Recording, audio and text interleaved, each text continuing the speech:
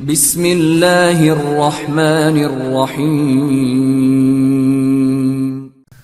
اور افسوس ہوتا ہے اس سوشل میڈیا کے زمانے میں بھی اتنی جہالت ہو کہ آج سے 40 سال پہلے اگر شیعوں پہ الزام لگائے جاتے تو بندے کو سمجھ آتا، لیکن آج جب الزام لگائے جائیں سوشل میڈیا کے زمانے میں، یعنی علل اعلان بندہ قرآن کھول کے جھوٹ بولے۔ مثلا پہلے بولا جاتا کہ شیعوں کے 40 جز ہیں تو بات سمجھ میں آتی تھی، لوگوں کی رسائی نہیں تھی، شیعوں تک مان بھی لیتے تھے۔ لیکن آج اگر کوئی بولے شیعوں کے 40 جز ہوتے ہیں تو بھائی اگر ہیں تو بھائی ہمارے پاس بھی لاؤ، ہم بھی دیکھیں یہ 10 کون سے تھے۔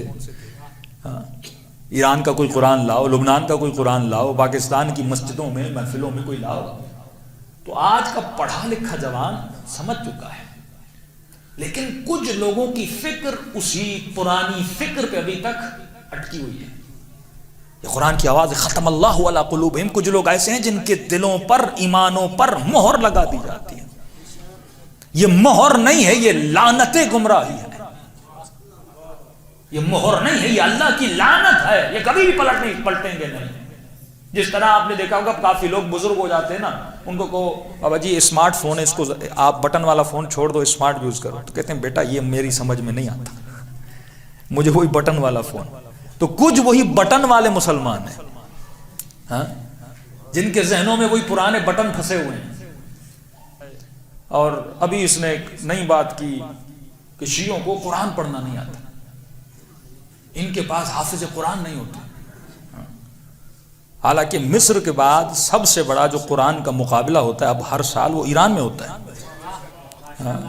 تاریخ اسلام میں تم نے بھی 4 سالہ حافظ نہیں دیا ہوگا، شیعوں نے 4 سالہ حافظ دیا تھا۔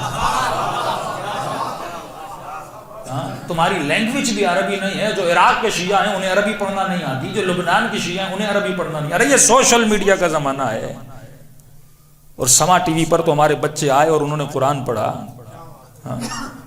اور نہیں، اگر تو کراچی میں بیٹھا ہوا ہے وہیں پر آجا، تجھے لے کر جاتے ہیں۔ ہمارے کئی حافظ بچے وہاں پر بیٹھے ہوئے ہیں، اور خود کہتا ہے اگر کوئی شیعہ حافظ دکھا دو۔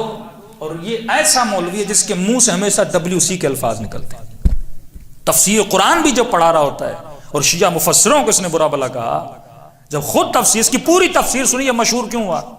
گندے سے گندے لطیفے، گندی سی گندی باتیں، اور شیعہ مولویوں کو برا بھلا کہنا۔ حالانکہ میں نے تو اس کا نام منظور مینڈک رکھا ہے، اپنی شکل مینڈک جیسی ہے۔ کیوں؟ کیونکہ مینڈک جب کنویں میں ہوتا ہے نا، وہ باہر کی دنیا کو نہیں دیکھ پاتا، وہ سمجھتا ہے جو میں نے سیکھا وہی، جو مجھے آتا ہے وہی ہے۔ لیکن جب وہ بندہ کنویں سے باہر نکلے، پھر تجھے گلی گلی میں شیعہ حافظ قرآن بھی نظر آئے گا۔ نہیں آتا تو کراچی میں ہم تمہیں لے کر جاتے ہیں، وہاں حافظین قرآن ہیں۔